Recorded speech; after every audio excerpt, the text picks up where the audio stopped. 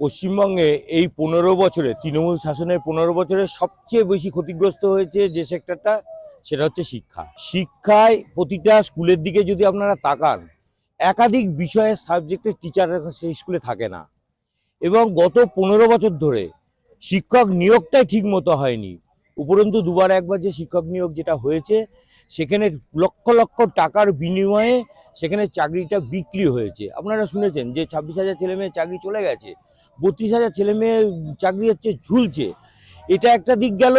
তা এর ফলে সবথেকে বেশি ক্ষতিগ্রস্ত যেটা হয়ে যাচ্ছে কি, স্কুলগুলো।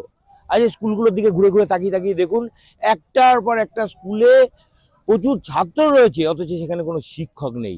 যার ফলে শিক্ষা ব্যবস্থাটা পুরো ভেঙে পড়েছে। একটা স্কুলে, একটা বড় বড় স্কুল, অথচ গ্রুপ ডি। আমি একটা স্কুলে চাকরি করি, সেখানে গ্রুপ ডি মাত্র একজন গ্রুপ ডি। টিচারদের ঘন্টা বাজাতে হয়। এরকম একটা পরিবেশের মধ্যে দিয়ে পশ্চিমবঙ্গের শিক্ষা ব্যবস্থাটা চলছে। আর ওপর দিকে তাকিয়ে দেখুন যে শিক্ষক নিয়োগে চাকরির ক্ষেত্রে কি দুর্নীতি।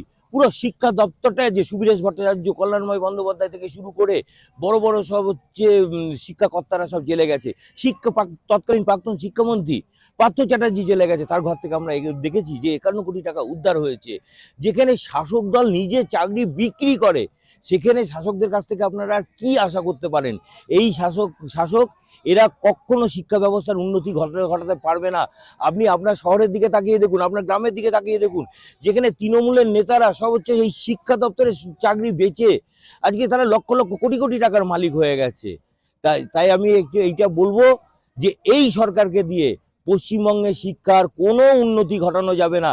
আজ ছেলেমেয়েরা অনার্সে পড়তে ভয় পায়, অনার্সে ভর্তি হচ্ছেন। আপনি বিদ্যাসাগর কলেজ দেখুন, অন্য যে কোনো কলেজে গিয়ে দেখুন, সেখানে ছেলেমেয়েরা অনার্সের সিট ফাঁকা পড়ে রয়েছে।